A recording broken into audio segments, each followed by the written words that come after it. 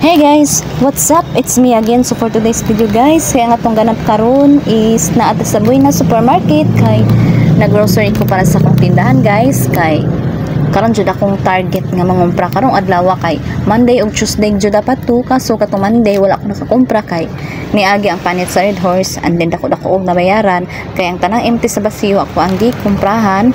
And then kagahapon wala pud ko kumpra kay nagtan ako sa akong labhonon, so nabalaga ko nga daghan na kaayo ang wala sa kunang humpra gahapon kay nang laba ko para makatulo siya karon. So mahapit dali lang siya mauga kay wala bayay init diri dapitan no, dili makita og init among nilaban guys kay naaran diri sa sulod.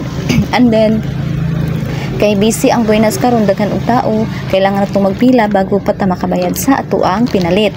So isa ka cart ra akong pinalit guys ug isa ka cellophane na mga junk foods kay daghan-daghan pa man ko og stock.